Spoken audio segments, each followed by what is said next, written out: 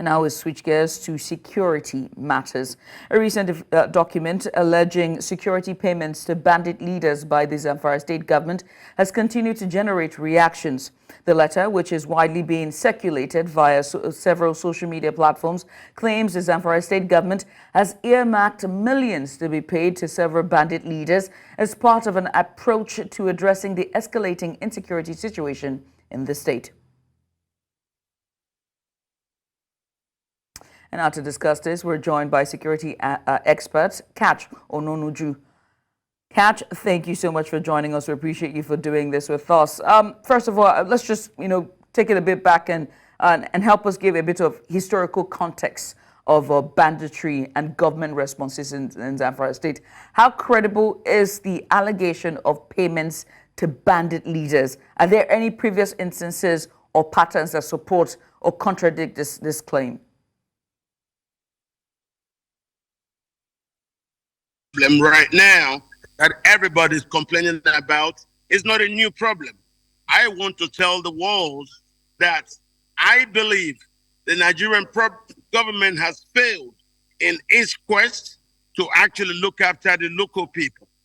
This is not a new problem. This problem has been here for a very long time. President Buhari has tried about 7 different schemes to try and actually gain land to resettle this displaced refugees who came in from Mali, Central African Republic, Burkina Faso, and other countries. But he did not gain any positive results. And so I believe now that we have come back again under President Tinubu, if Tinubu does not solve it properly, you will see is this random killing every day by the Fulani refugees who are seeking for land. And I don't think this is the right way to gain land in any West African country. That's why I believe the leaders failed. If they were never able to resettle the Fulani refugees in Central Mali or Central African Republic, and they came to Nigeria, this is what we're now having. They are being forced to kill in order to gain land, to resettle themselves by force. This is not a way to run a country. I think this is wrong. We must take initiatives to save the households. I'm going Catch. This can't continue. Catch, I'm going to ask you again because you didn't answer my earlier questions. With historical context, how credible is this allegation of payments to bandits? Have there been any previous instances or patterns that sort of support or contradict this claim? Yes or no? Yes. This to bandits was a strategy adopted by the Buhari administration to keep the Fulani militiamen on, because the militia people needed money. And that's payment by government to them, initiated by President Buhari, was the original way to give them money. If you don't give them money directly, they will engage in kidnappings. All right. And the Nigerian government didn't like kidnappings as a way. Remember, the schools in Kankara, the payment to them, all those were arranged. The mass kidnapping of youth, and then the subsequent kidnapping, the payments. Those payments were monies being given to these terrorists for them to augment whatever it is that they needed. But they were not able to gain this trust of the government who were giving them money, because no matter how much money you give them, they will always renege on agreements. And that's why the government stopped paying them. Catch, let me ask you, right? You just said that there's some sort of truth to these claims. So what are the potential policy implications for Zamfara State government and the federal government? How might such payments affect? The governors have collectively said they will no more pay these damn terrorists.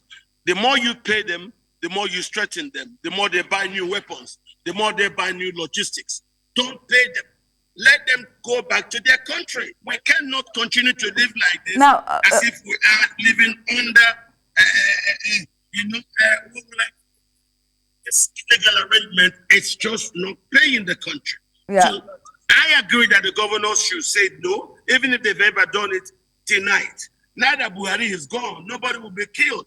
I don't think that the Tinubu administration has the same kind of mind share as the Buhari administration. So let us try to save the farmers. Now you're seeing from not paying them, they now don't want the farmers back to their land. So there's no famine. And that has forced food insecurity across Nigeria. Even they won't even allow them to go and harvest. This is the problem. Once you start paying terrorists, you can never stop. So the right thing is, Nigeria needs a proper policy to actually go against this people. It's been done in Burkina Faso, it's been done in Senegal, it's been done in Mali, it's been done in Niger. Why is the Nigerian government still embracing terrorists? Now, this is wrong. Okay, catch. I believe what is happening to the Hausas under our watch is a shameful thing, to say the least. The Hausas should not be allowed to suffer the way we allow them to suffer. This is unfair. All their land, right from Katsina to I must say at this point that we do not know the terrorists identities of the bandits. Why? Terrorists think they can take over land and drive away the farmers into IDP camps, and the government is doing nothing. This is not a way to run a government. All right. Now, I must put out something here. It's very important that we have to do this. We do not know the identities of who these bandits are. And so we cannot say that from Niger or neighboring countries. We don't know them. We don't know them by their names or their nationality or their origins or state of origins. Let's just be clear on their identity for that. But Catch, many thanks for coming on. We appreciate you for doing this with us.